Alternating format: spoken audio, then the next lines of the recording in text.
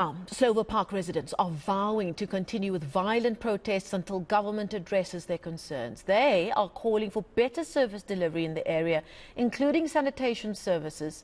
Police have been trying to clear some of the roads in the area that have been blockaded by protesters over the last few days.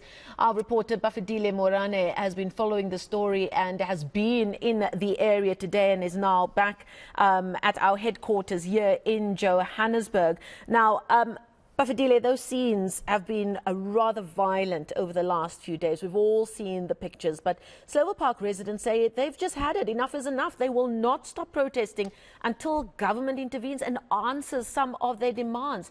What more have you heard from them?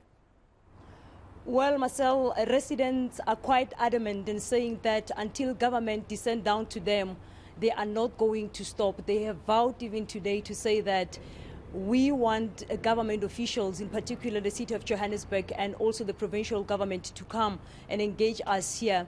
They are saying that for over 30 years, having to stay in that particular area, there are no services. It's only electricity that they have.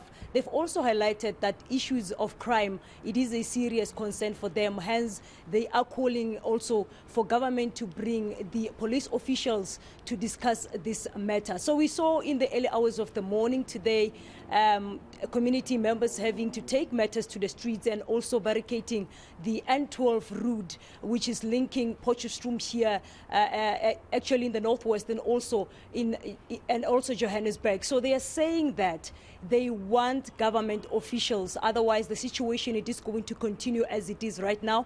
Today we saw them having to torch a truck. This is the second truck being torched, and only about 2 people were arrested on Monday, and one of them was released on bail yesterday, and the other one is expected to revert to court by the 8th, which is next week. So we spoke to the police commissioner in Gauteng, Mr. Elias Mawela, earlier on today, having to ask him as to, it looks like the police are outnumbered in areas like Slovo Park, but he's saying that he's very much satisfied with the deployment. Let's listen to what he had to say to us there, Marcel. I hear you are talking about Slovo and Reveille. I've been in Reveille. Even last week Thursday I was in Reveille. Even yesterday I was in Reveille. We know we are satisfied with our deployments which we have put in place. And for now, we think that we are doing a good job in Reveille.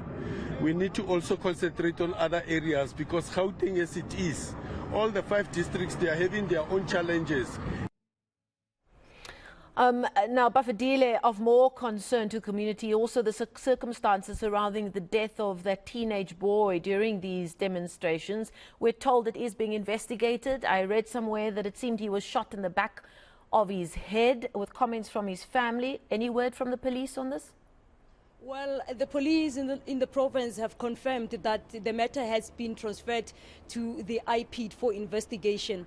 But the family, however, the Chaka family that we spoke to yesterday, are saying that they want justice to be served. And they are saying at this point in time, they really have no means to bury their son, whom they have to take in one of the towns in the Free State to be buried there by next week. So the community is also in solidarity with them, having to say that the police must carry the responsibility going forward. And they are also calling for justice, Marcel. Okay, Bafedile Moerane bringing us an update there. Worrying scenes playing itself out there in Slovo Park, where residents says they have just had enough. We'll have more